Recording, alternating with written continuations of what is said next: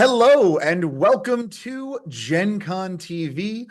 I am Marcus Mace and I am joined by four of my favorite people of all time. That is Javion, Bonsai Noir, and behind the scenes today, Anita. Let's just kind of touch base and see how everyone's doing this week. Javion, let's start with you. How have you been? I'm great. I am busy. I am working a lot. I've got three jobs, including this one.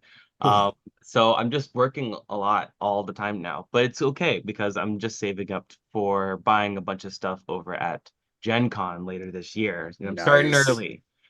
Um, the rain has really picked up here in Seattle. It's starting to get pretty soaking wet out there. So um, grab your umbrellas, right? Am I right?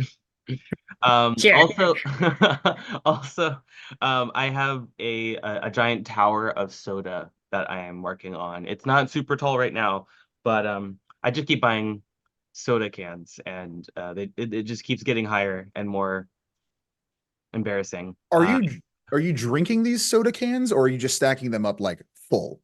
Are you Yeah, drinking them and it's. stacking them up? I mean, I don't want to brag or anything, but I No, do no, drink please, a lot please, of soda. please show all of your greatness. Even turn the camera and show us the thing. We'd love to see No, it. No, probably okay, not a okay, good. okay. Next time, Not gonna we'll do hit you next that. time. It's not. I'm not as proud as I'm pretending to be. Well, I have before I do have to investigative journalism here. What kind of soda? Well, there's Sprite, which I buy in packs of 24 because I just drink so much of it. It's just cheaper that way. Mhm. Also, Orange Fanta, which used to be my favorite, but I just found out that you can get Cherry 7 Up in like a 12 pack. So I've been starting to get those. I Okay. forgot to mention one other thing that's way more interesting than any of my soda habits. There's a game y'all have to play. It's called Dice Folk. It Dice is folk. three things. It is a roguelike, it is a dice builder, and it is a creature collector. Right. So just let that sink in and mull it over and definitely try it out because I promise you will be addicted to it like I am. And it's called Dice Folks. Dice Folk. Dice folk. That's awesome. Check that out. Anyone in chat watching that, I'm going to Google that when I'm not on camera. That's pretty cool, Javion. Thank you. Thanks for the catch up. Now let's touch base with Noir. Noir, I just hit my microphone. How you doing? I'm doing all right. I've had a pretty big week this week, and I'm excited to share it with you guys. Two actual plays that I was in, Star Trek Clear Skies Perseverance and Harlem Hellfighters Never Die, were both selected to go to the Cusco Web Film Festival. Oh, They're up for a couple of awards, so I might be the award-winning Noir. Who oh my gosh, knows? congrats. That's I know awesome. I'm freaking out about it, to be quite honest, but I'm keeping it together. Also, our friends at Rascal News, of the new TTRPG news site, interviewed me and the cast of Harlem Hellfighters about what it's like to have an all-black cast telling an all-black story. Um, written by a black author, Chris Spivey. Shout out to you. Uh, Spivey. yeah, Yeah. good dude. He was in Chicago recently. I'm real mad that I missed out on him, but I heard he went and got beef, Italian beef from a place that's not great, and you got to make better decisions. Heartbreaking. Heartbreaking in Chicago of all places. I know, man. You got to go to Johnny's and get it done right. You have it dipped. Don't no, not dipped, drowned. But that's been me. It's been a fun week, and yeah. Oh, there's more things that I'm doing, but it's kind of attached to an article, to a story we'll tell it later. So I'll let you know then. Bang Awesome. bang. Exciting. That is congratulations from all of Gen Con TV Noir. That is awesome. Please keep us abreast of all the award information. We'd love to hear about it. But yeah, wonderful. That's Breasts. so cool. Okay, that's enough out of you. I'm going to Bonsai. Bonsai, how have you been this week? I've been good, just a little bit tired. I've been very, very like baby's been very fussy, so that's the thing. But I've been filling my time with a lot of like literature RPG or light novels. And yeah, I have way too many to recommend. So if you like stories, fantasy stories that are about RPG kind of games, Wandering In, huge one I vouch for. Also swords wait, swords and sorcery. Never mind. NPCs. There's the NPC one that's a really, really great one. I'm terrible at all these names. And Jake's Magical Market. I just got it into. I am a trash panda, and I like my simple but good cotton candy books that aren't too bad, you know? The kind of books that are like, oh, I don't want to have so much drama. And I can listen to at night and not have a panic attack. So Yeah. I like those books, and that's my little yay. Awesome, Bonsai. Thank you so much for sharing. I'm glad you're doing well. Yes. What about you, Marcus? What have you been up to? Yeah. I am currently prepping and planning. I said plepping, which is a combination of prepping and planning. I'm currently plepping for my trip to Louisville, Kentucky to represent Gen Con TV at the Gamma Trade Expo. So if you see me there, the 3rd through the 7th, walk up, say hi. I'll hand out one of these lovely flyers about Gen Con TV and we'll go talk. So don't hesitate. Yay. But now it is time for the main event. It is time for the headlines. We're going to get started, though, with a headline from Gen Con. So Gen Con announces their 2024 charity partners. This just came as a part of the press release for Gen Con a couple hours ago. The Rose Gauntlet Foundation is overjoyed to be named one of the official charity partners of Gen Con 2024, said Isaac Vega, founding member of the Rose Gauntlet Foundation. We could not be happier to be partnering in this convention that has continuously supported the vision to help underrepresented people find success and community in tabletop games. We would not be here without Gen Con believing in us, and we are so excited to be returning again to host the BIPOC Lounge alongside them. Additionally, Tangram is truly honored to be selected as this year's charitable organization for the 2024 Gen Con Annual Convention in Indianapolis, says Sam Chris of Tangram. This recognition underscores Gen Con's unwavering commitment to championing diversity, equity, and inclusiveness. As we scan together with Gen Con, we emphasize the importance of raising awareness for disability inclusion, fostering community that celebrates differences, and working towards more accessible and inclusive future for all. This partnership will help support the programs, helping Hoosiers with disabilities live full, meaningful, and happy lives at home as members of their community. So this is pretty cool. Gen Con 2024 announces their charity partners.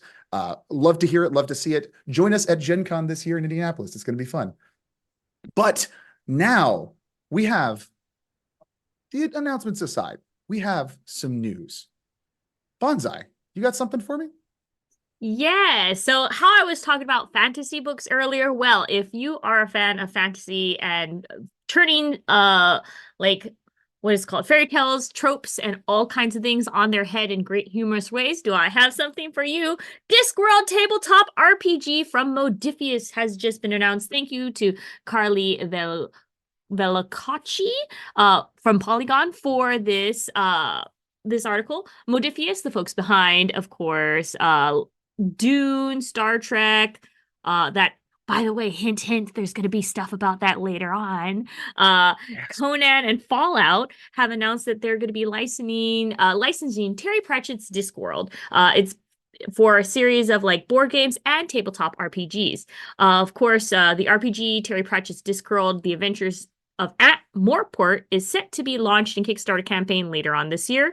There have been a couple of versions of Discworld RPGs published in 1998 and 2001. The 1998 one, of course, was actually helped produce with Terry Pratchett. But of course, unfortunately, Terry Pratchett has left us in 2015. So he will not be helping with this one, but I hope that they're going to get the kind of feeling, and if you're a fan of the Discworld series, of the very like Pratchett's like very kind of almost not dry, or like, how would I describe it? There's a certain humor that he has that I really hope that they bring to the game. And so yeah, it's more of just hoping that the humor comes through, and it seems like it's a very obvious thing, and we're hoping that this one is going to be narrative first. That is really cool. I know a lot of people would be really, really excited about this. Has anyone here read Discworld or is familiar with Discworld? I've read a few books. Nice. Unfortunately, it was just too weird for me. I really liked the first book. I started reading the second one and I just lost track. I have the kind of brain that, like, with so much different stuff that goes on in these books, I just go in 100 different places. My mind just starts to wander. I really liked it, though. I really thought it was really funny. Terry Pratchett is an excellent writer. And I'm excited for all the people who really like Discworld, because I definitely have a lot of friends who were freaking out over just the Humble Bundle giving huge deals on Terry Pratchett books themselves. I bet that they would be thrilled to be able to play an RPG based off the world. It's definitely ripe for that kind of thing. I fully agree. I said this before, but I think we're just now with the CTRPG, we're one step closer to Discworld Fortnite. So we can get that Rice Wind skin. I'm really pumped for that. But something else to be pumped about. Noir, there was in your neck of the woods, there was a Magic Con, right? What happened there? Oh yes, Magic Chicago came through last week.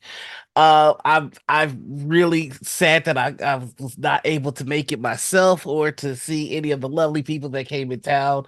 But that wasn't the most disappointing thing that happened this week. So, you see,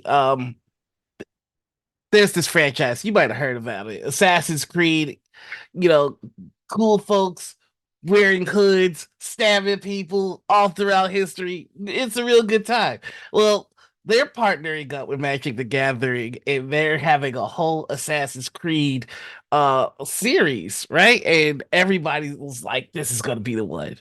This is gonna be the one. Well, I got news for you. If you want to take out cool assassins throughout history, you don't need to be a good swordsman. You don't need to have advanced weapons. What you need is to just be an adorable little critter. That's right, folks. Bloomborough upstaged Assassin's Creed at Magic Con Chicago.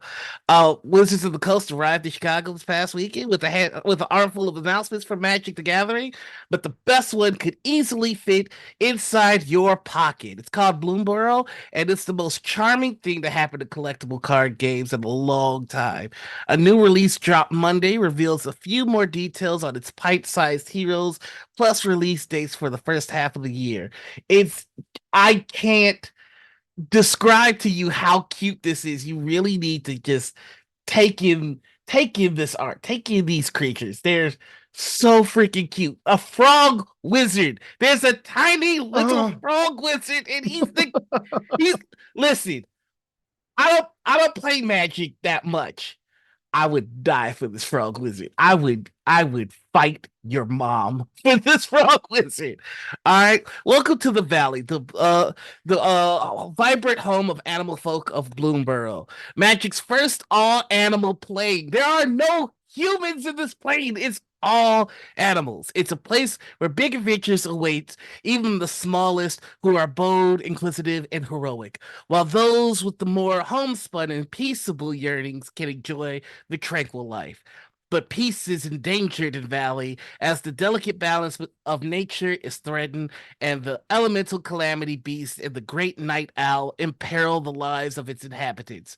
The animal folk will have to band together to defend their home. Led by Mabel, a mouse folk, mother, and reluctant hero, Love a Mabel. party will strike out to investigate what has befallen a neighboring town. Along the way, they'll be joined by remarkable companions from faraway lands. In Bloomborough, stout-hearted heroes and overwhelming calamity beasts will come face to face in a struggle to restore the delicate balance of the land. Now, Mabel, like the details here says, is she's a mom and she's leading the army. And what's really cute about her is we don't have anything for official. This is just fanning. She's got three little ones, and if you look at the art, you'll notice she has three different little leaves on her Oh, armor. yeah. And like the rumor is like that represents her kid, so she always remembers what she's fighting for, and it's just so Oh. sweet. Oh This is yes. how could Assassin's Creed even compare to this? Listen, assassins who? Creed what? Oh, This Creed? I this don't see is Michael so B. good. Jordan nowhere. No, this is really like if you please take a look if you have a chance to look at the link in chat. There are like the designs across Bloomborough are incredible. I like Magic the Gathering. I like looking at the cards. I have a lot of friends who work on the art for Magic the Gathering. I think it's so cool. I've never really gotten into playing it. But I kind of want the little bloom set, the I got Bloomborough set. I gotta be honest with you. I think Mabel is about to print money. Like she's just like honestly, she's so adorable. She who doesn't want to see a little mom out there just beating people up and saving With a her legendary flame? sword. That's her ability is when she comes out, she gets to bring her own little legendary sword named Crag Flame. And it's just everything about it is just so pleasant. I really like It- the full art mountain land cards that blend in the different Yes. seasons and stuff. Would you change exactly? Oh, and I feel. Oh, sorry. Go okay, ahead. Go ahead, no, Bonza. no, please. Oh no, I was gonna say I'm full on for this hype of like bring back fantasy, but like push over Game of Thrones and just go Red Wall series, all animal Yes. fantasy, kick humans out. We just want to see animals and cute stuff. Just want to see a single mom working a hard job swinging a sword. I listen. I gotta take one more second. I know we've been on the story for a Oh, while. please. To my blue and black players, join me over camera 3. If you counter Mabel, listen to me. Listen to me. Oh no. If you counter Mabel, you are a monster. All right, you are a monster. Don't do it. I know you want to do it for the lulz. Do not counter Mabel. Okay, we good? Okay, good. Well, okay, so this is some if you are looking for more Magic the Gathering content, don't worry, it's going to be out there. But this weekend, this is actually Saturday, tomorrow on Gen Con TV from 9 a.m. to noon Pacific, join Javion and Peter as they for the Gary Adkison Memorial Magic the Gathering tournament. They're going to be broadcasting live on Gen Con TV from 9 a.m. to noon, and then they're going to go for the rest of the tournament from noon to 3 p.m. at GaryCon on GaryCon Live. So please check that out. Tons of Magic the Gathering content. Peter's going to be busting out I think he has 55 something pre-made decks. He's got a bunch of stuff. It's going to be really exciting. I am kind of super jealous. I'm going to be going to Gamma, but I'm super jealous that Javion gets to play Magic the Gathering with Peter Atkinson. That's going to be awesome. So that is our Magic segment. That is my plug. I've plugged the thing. I've Thank done you. the stuff. Now it's time to plug another thing. Javion. Today, let's plug Eric Lang's new board game, Life in Reterra. This is a game by Eric Lang. If you don't know who that is, a good friend of Gen Con, made several games you might have heard of: Blood Rage, Ankh, Rising Sun. Eric Lang is teaming up with Ken Gruhl, another designer who you might recognize from games like Happy Salmon and Hasbro, to create a cozy little post-apocalyptic game called Life in Reterra. Unfortunately, there's not a lot of news about it right now, but we do know that it's going to be a tile placement game with pen and paper. It's going to be Euro style, something that Eric Lang has proven that he is great at. But also, there might be dice. There doesn't appear to be any on the article yet, but we expect there to be a lot of early copies being sent out to reviewers, so we'll get some more information soon. Uh, Eric Lang has said that this game is supposed to be one of his strongest designs ever, and that he's been working on it for years. I happen to be friends with him on Facebook, and I've seen him posting about it, very cryptic posts that don't give out a lot of information, just trying to build hype, and it's working. He's also said that there's supposed to be a lot of replayability. No matter how many times you play the game, there's supposed to be different setups, different mechanics, different combos that you can make. Not to mention, it's also meant to be a lifestyle gateway game. What that means is it's supposed to bring in the casual players or the casual consumer to the complex game style that we all have come to know and love. If you want to take a look at it, you can check out the link for the article down there in chat, or you can also try pre-ordering it at Target. You can go on their website right now, pre-order it for $30.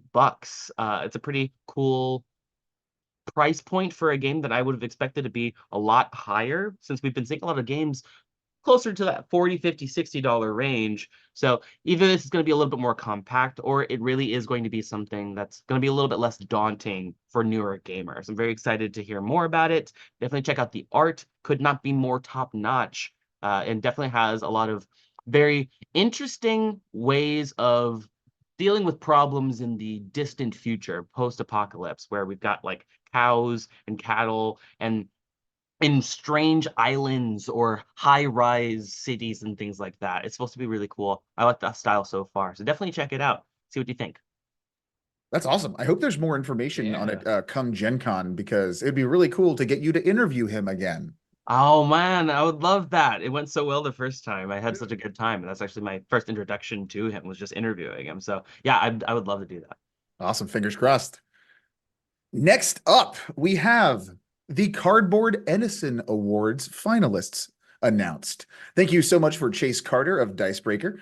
Another batch of unpublished board game designs are in the running for the 2024 Cardboard Edison Award. The international contest has announced its finalists, shortlisting 14 finalists among the over 300 submissions will now be played, assessed, and judged ahead of crowning one winner. Now, this annual award has been running since 2016 and swings the spotlight on worthy board games hidden amongst the constant deluge of crowdfunding campaigns, miniature-filled boxes, and the same established names filling the shelves in local hobby stops. Even this year, according to Cardboard Edison, they actually received submissions from designers living in 34 different countries, with the total number growing 40% from last year. So you can take a look at the finalists right now on cardboardedison.com/awards or through the article that Chase Carter of Dicebreaker published for us. But right now, I want to go over a couple of things that caught my eye. There's a lot of really good games in this list, like probably close to 20 or 15. I'm not going to have time to go over all of them, but they are absolutely worth your time. These are interesting games from new creators who don't have, they're putting together demos and tests of it. So some of these are videos, some of them have art, some of them don't. But like really, really, if you're interested in like this style of game design, this game building, and giving attention to people, check these out. Because we have games like Crime Scene Party. Leo Taylor's Crime Scene Party is a fun mixture of Cluedo and charades that expands the area to the entire living room. So this means it's not like you're not going to find a hammer in a room and you're going to have to put that there. You will literally have a card that has like a weapon on it. You will put that card by the fireplace to symbolize that maybe someone got killed at the fireplace. You kind of lead clues for people. You put things in couch cushions. So you make your whole house that kind of experience, which sounds really cool to me. Like that sounds like the perfect light role-playing thing to get my family, who is so interested in dipping their toe into it, but they don't want to sit down and read a book and memorize it. This is right up their alley. So I'm pretty excited about that. Another one that I'm hyped for is called Comic Book Boom. Strike it rich as a publisher during the 1990s comic book craze, but get too greedy and you're up for a major bummer.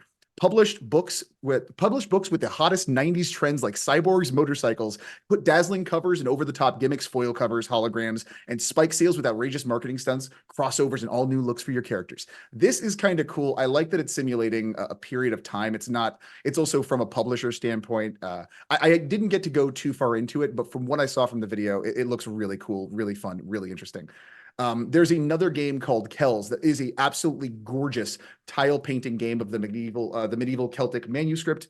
The reason I bring this up is because actually the one tattoo I have on my body is from the Book of Kells, and I love the art on Kells. So please check out that game design as well. There's another one. If you are fans of the game Overcooked, there's this game that kind of seems a little bit like it. It's called Starlight Diner. In Starlight Diner, you play as one of 6 robot chefs racing in real time to collect all of the ingredients to complete the orders. Will you cook faster than the speed of light, or will you be stuck on dish duty for your whole shift?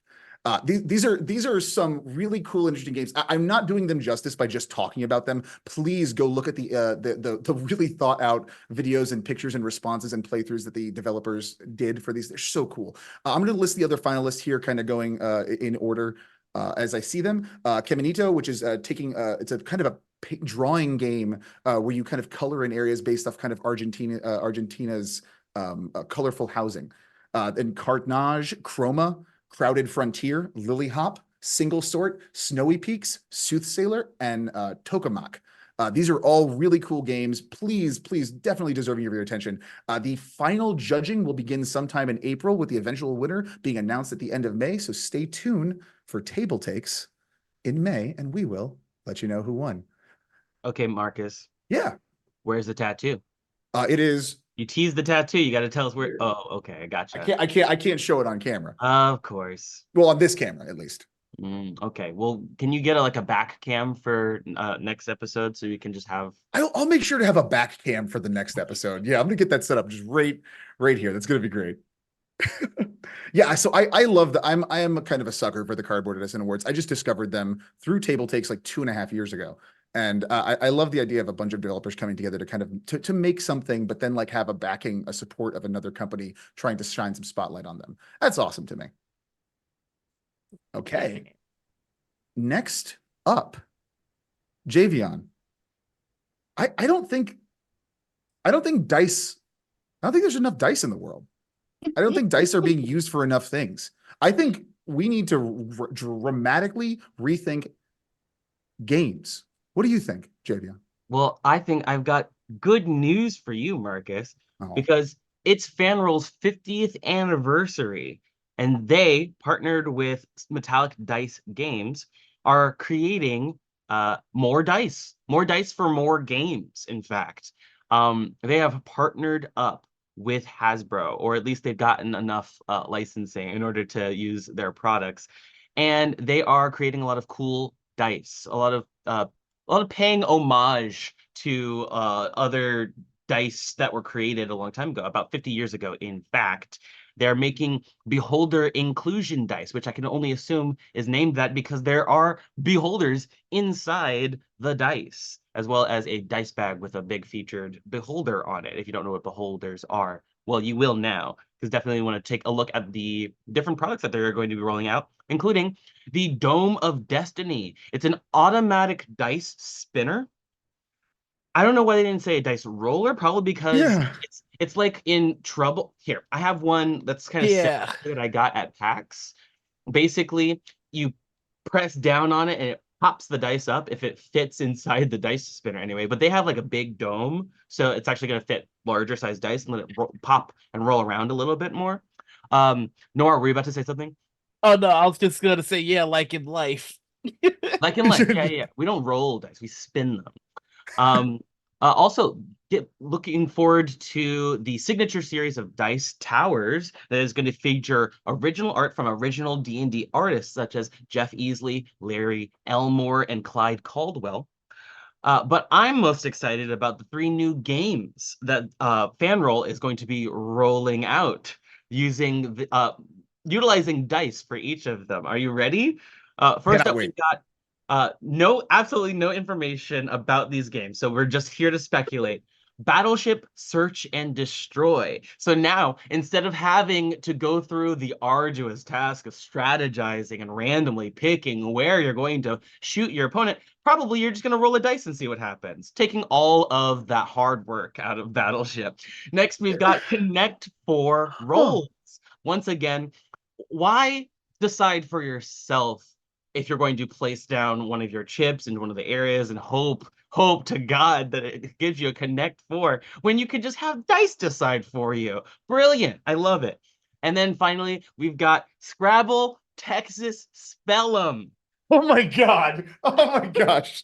Scrabble, Oh my- Texas Spell'em, combining 3 unique gameplay mechanics that are spelling words using tiles, the fun of bluffing and creating poker hands, and rolling dice. How is this going to work?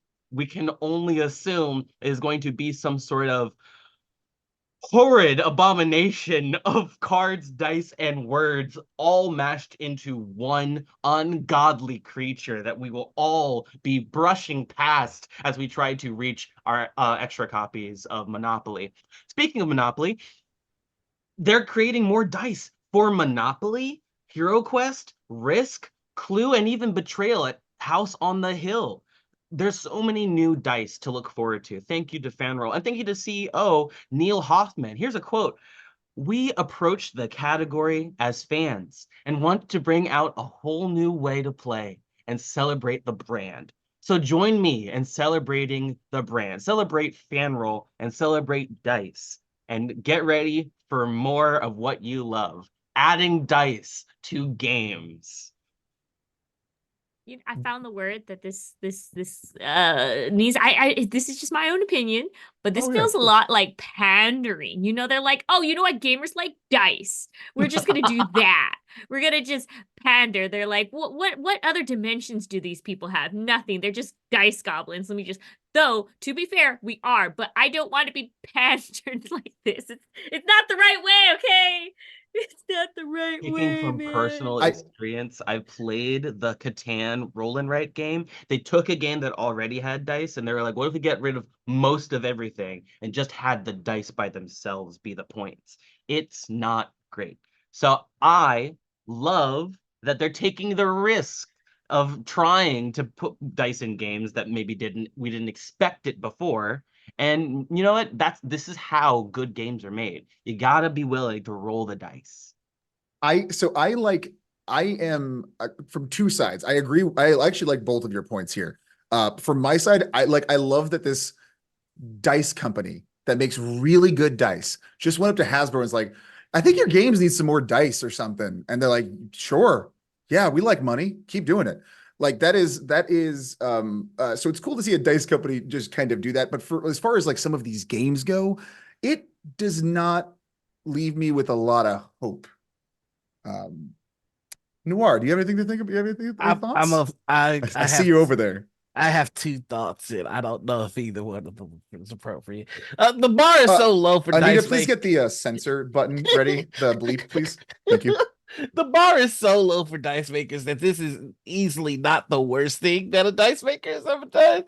But also, the whole point of Connect Four is the strategy of it. Yeah. The whole point of Battleship is the strategy of it. Like, what are we doing, guys? What are we? Every now find out they haven't been released yet. Yeah, you know what? And I hope that they prove me wrong. But every now and then, an article comes out, and I'm like, oh, that's why that's why people put us in lockers. Oh. I get it. I get it now. Oh, that's amazing. But that's it. Yeah, so this is Javion. Thank you so much for bringing this to our attention. If dice are the cradle of life, then I certainly want to punch a shark. Bonsai, do you have something for me? Yes, well, I want y'all to put your hats on. Well, actually, your evil hats on, because Evil Hat is producing the Tomb Raider Tabletop RPG. Thank you to Sean Nittner for this article coming in. Evil Hat, the publishers behind Blades of the Dark, Fate, are finally sharing some of the details that we previously announced the Tomb Raider TTRPG. We said it like probably a couple months back when they're like, hey, teaser, we might be working on this. So finally, we're getting a little bit of details. Players will actually be playing members of Truth Seekers who are contemporaries to Lara Croft. There's not too much in the way of details about the setting itself, but some stuff can be guessed at. They say it takes a max of 6-sided dice to play. It uses playbooks for classes, and it's from Evil Hat. So clearly, it's going to be some variant of Forge in the Dark system.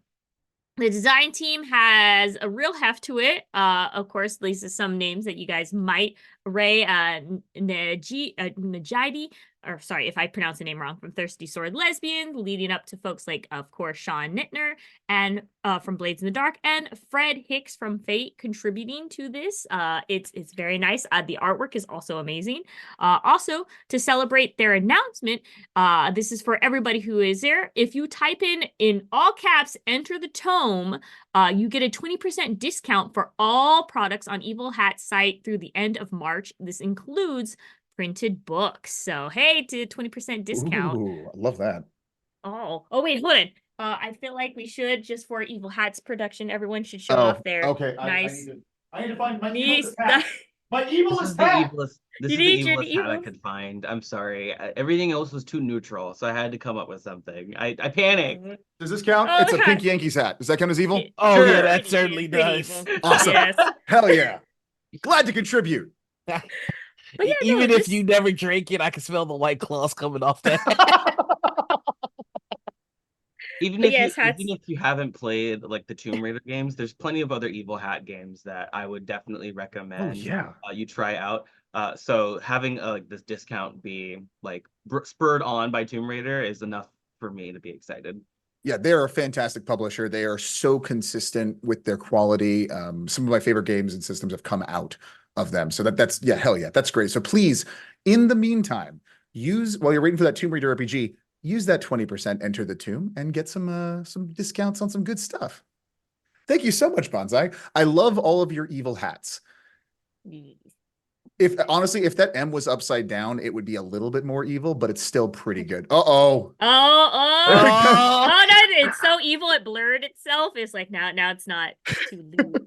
Too lewd for the camera.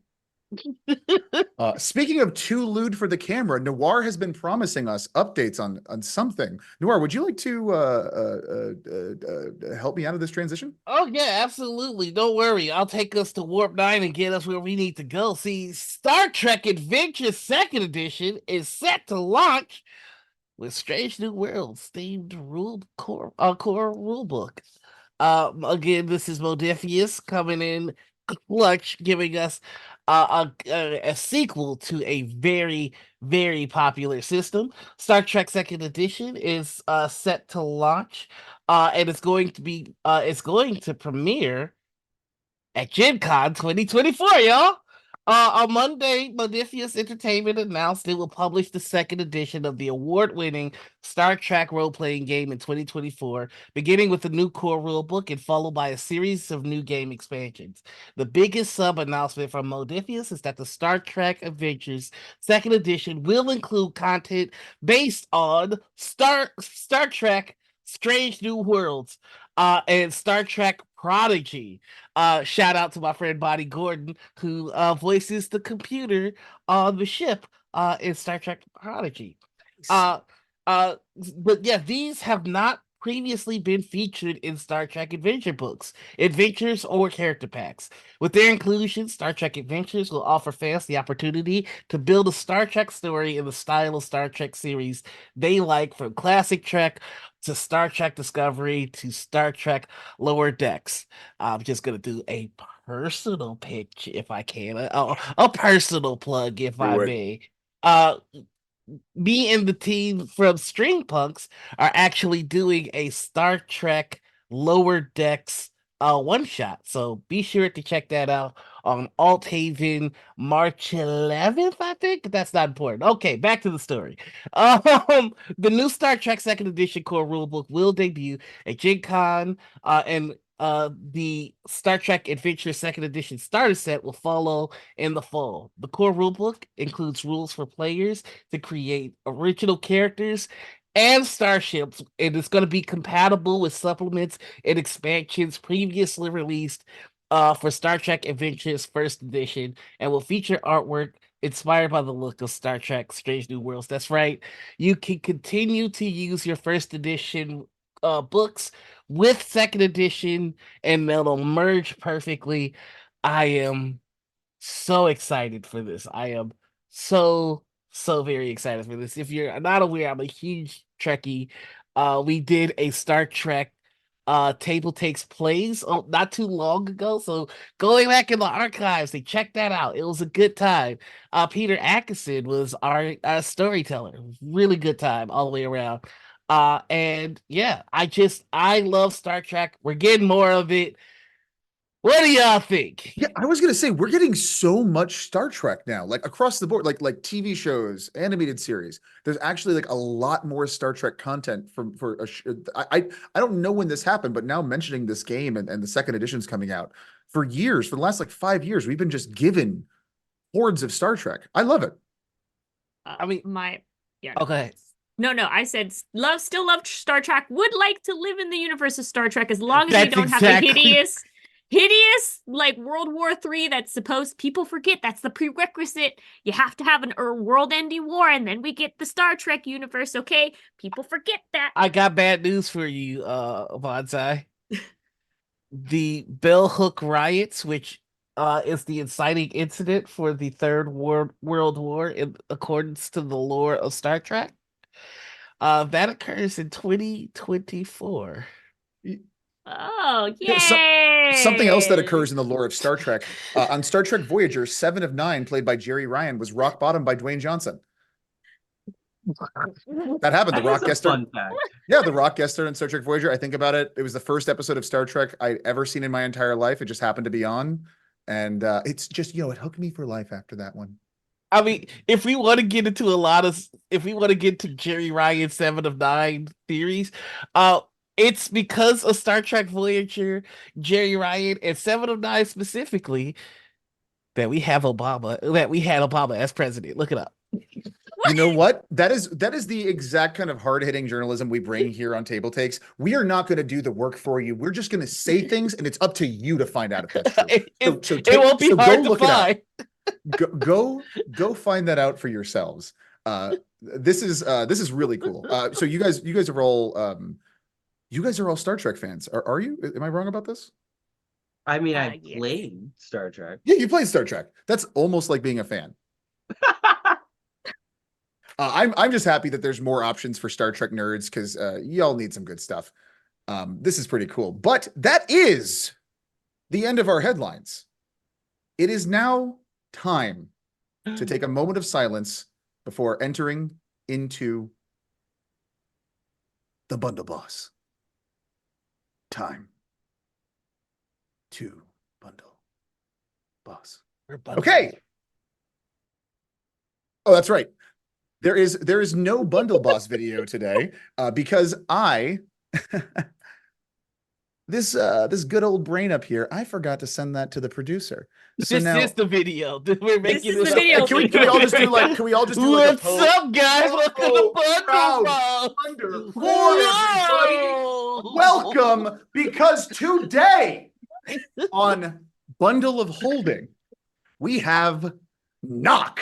Now, Knock Adventure, this all-new Knock magazine bundle presents 3 digital issues of Knock, the Mary Mushman's magazine for old-school tabletop fantasy and role-playing games, dubbed an adventure gaming bric-a-brac and compendium of miscellanea for old-school RPGs. Knock showcases kick-ass layouts, dazzling color, and a barrage of articles, essays, tables, rules, maps, monster stats, and adventures that range from weird to...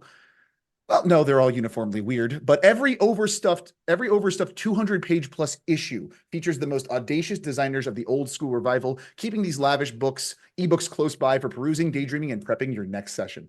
For just $17.99 US, you'll get all 3 magazine issues of Knock collections for the retail value of $69. You can get all DRM-free ebooks, including Knock magazine issues 1 through 3. So check that out if you're interested. If you haven't seen Knock, I'm going to be honest, I only came across Knock through this bundle, but looking up through the art and kind of looking at some of the history of it, it's really beautiful to look at, like really interesting designs. Like I have a section of you can't see, but right in front of me, I have a lot of art that is very interesting and it inspires me to kind of do stuff. That's the kind of book I would have on my shelf to kind of look at and get inspired by some of the weird fantasy stuff inside. So if you're interested, it's a great deal. Check out Bundle of Holding, check out Knock, and yeah. And that is the Bundle Boss. So we had to do the Bundle Boss outro video segment that we always do too. So I need you all to be a part of this one. Okay. And that's the end of Bundle Boss. Whoa. There we go. Noir's vocalization really saved it. Next up, though, we have, sorry, wastoids. The Zine Zone is over. We have Crowd Funder Court. I hope I said that video. Welcome to Crowd Funder Court. Here come the judges. Prepare to be judged. All right, court is now in session. Sounds good. Oh, and into the court we merrily roll. Javion, what do you You have? can't stop the Zine Zone, Marcus. That's right. We're just a couple of wicked Zeeks out here looking for some zines. Today, I actually forgot that it was zines.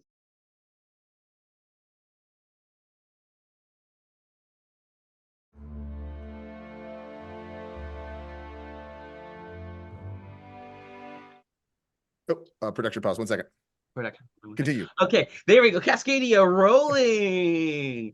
It's Cascadia rolling rivers and rolling hills. If you liked Cascadia, the award-winning board game by Randy Flynn, illustrated by Beth Sobel, and developed by Flat Out Games, then get ready for a roll and write that's designed to be compact and still within the realm of the Pacific Northwest and the ecosystem of Cascadia. The rules are simple. Roll your dice, collect wildlife and nature tokens, and complete habitat cards to fill in the puzzle on your personal environment sheet to create the most harmonious ecosystem in Cascadia. In this game, not only do you get the same fun of collecting creatures and placing them out in the habitats in order to earn points for adjacency or non-adjacency, but you also get to manipulate dice using cards and combos. It's designed to be compact and quick. Also, if you buy the game, you get one of the two, you get a free Summit Goal and Forces of Nature mini expansions. But act now and get both for a discounted price and free shipping. Why should you get both? I'm glad you asked. You get interactions between the two kinds of dice, the two rolling rivers and rolling hills, the different creatures that come with them. You can combine them, mix and match them. They interact with one another in unique mechanical ways. Also, you can add more players the more copies of the game you have, so why wouldn't you want both? Act now. You've got 35 days left to try out and back the Cascadia and get all of the promos that they're grabbing just for the love of the game, to thank all of their lovely backers and to thank us for promoting them. So yeah, check out Cascadia Rolling if you want to roll into the Pacific Northwest. That is an awesome Kickstarter crowdfunder that you brought to our attention, Javion. I want to shout out Cascadia real quick, and also our very own Bonsai.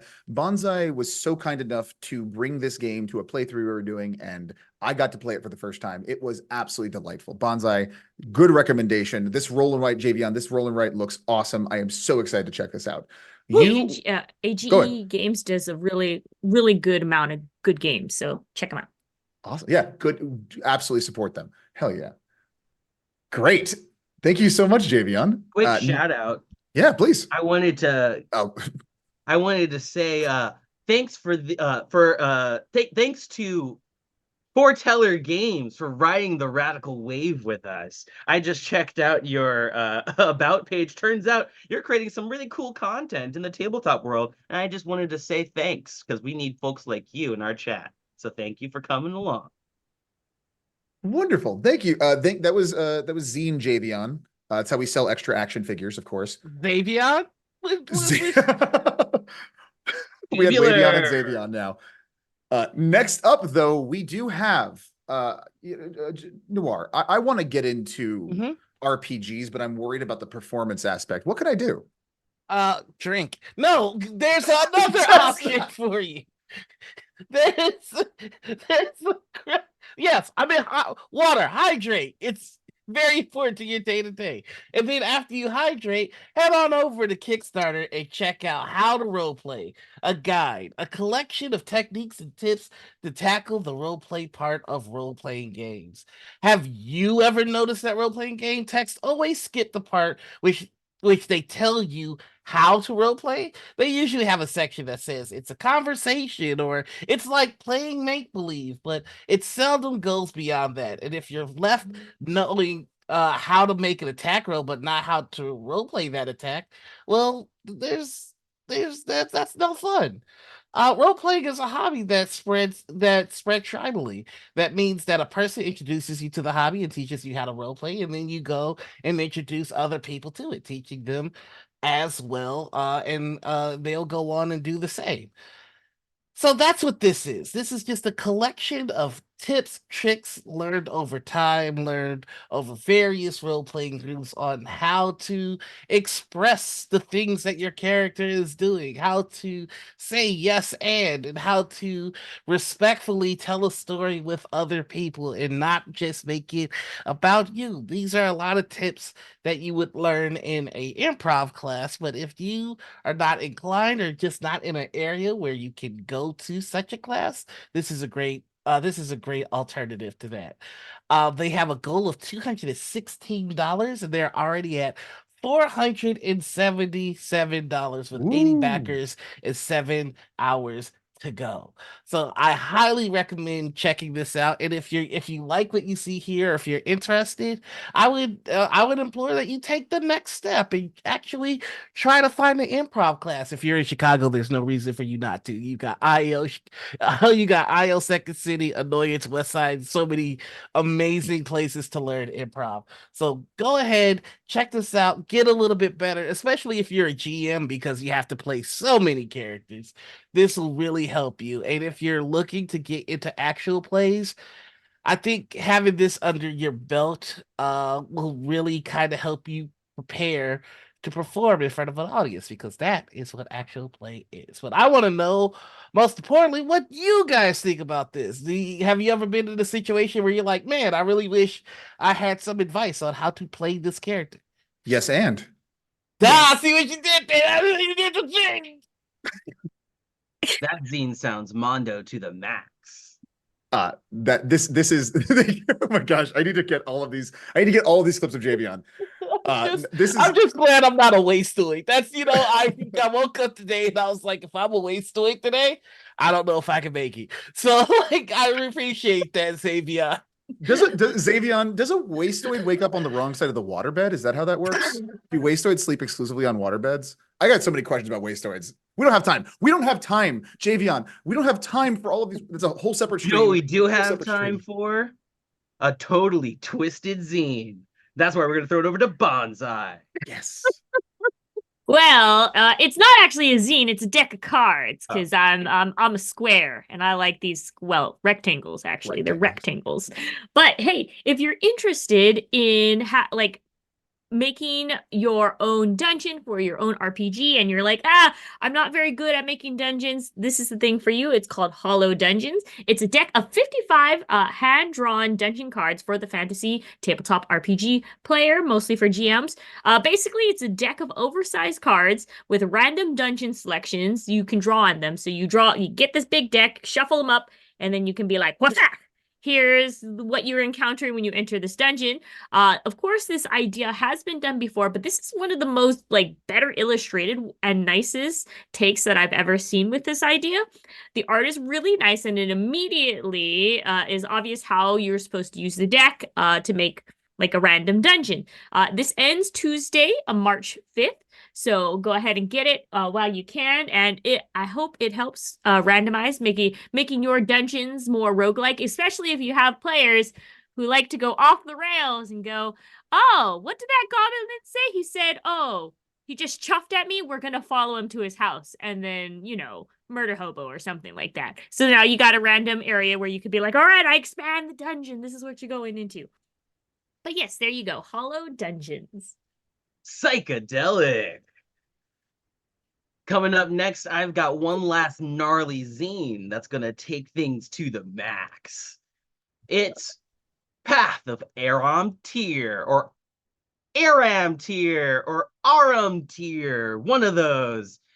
It's a pre-medieval setting based on the D20 system. It's got progression fantasy for all you DBZ fans out there. It's got no classes. Instead, you choose a path, collecting new techniques along the way, even if that means you've got to steal them from your opponents. One of the things I love about this game, you can totally play it solo or in duet mode with one GM and one player. You could even play a GM-less as a co-op campaign for you and your closest bud. It's $10 and you've got 10 days left to check it out. It's a no-brainer. That's totally awesome, dude.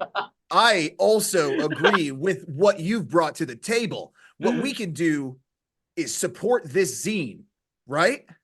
This is the best I can do. I don't have a whole lot better than this. That But was epic. unfortunately, we are actually due for the end of the show. Adios, amoebas.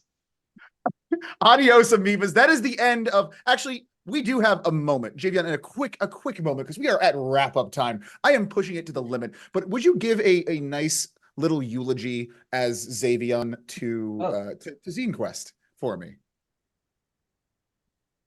No sweat, my wastoid.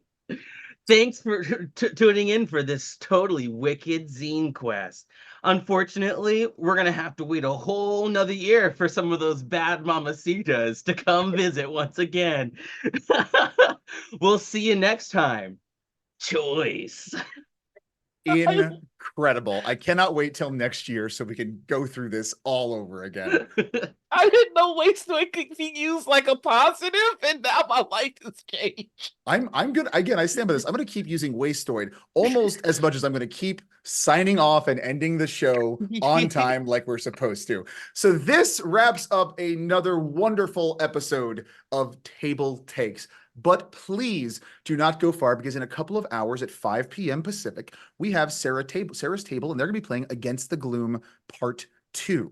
And tomorrow on GCTV from 9 a.m. to noon Pacific, join Javion and Peter again for the Gary Atkinson Memorial Magic the Gathering Tournament at GaryCon. And then stay tuned for on GaryCon Live from noon to 3 p.m. It's going to be really, really cool. But we have a whole bunch of content all week long, so let's get into it real quick. All of these times are Pacific.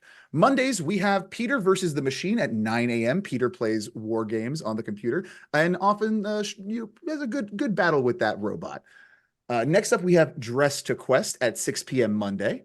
Then Tuesday, we have Vampire the Masquerade with Indie by Night, a Vampire the Masquerade campaign taking place in a place that we all know and love, Indianapolis, Indiana. On Wednesdays, we have our miniature painting show, Path of the Brush, at 4 p.m. and then Actoroki at 6 p.m.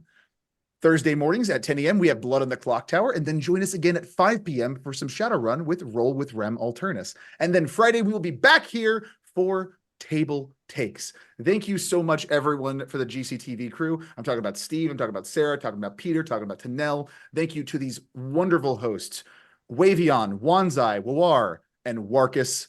We are all so happy to be here. Thank you so much for watching and hanging out with us. We love hearing you're in chat. If you want to keep abreast, that's for you, Noir, of all the things happening, please follow Gen Con TV at twitch.tv/Gen Con TV and enjoy the best of the 4 days in gaming all year long. Bonsai, put your boobies away. Bonsai, put the boobies away. Bye. We're gone.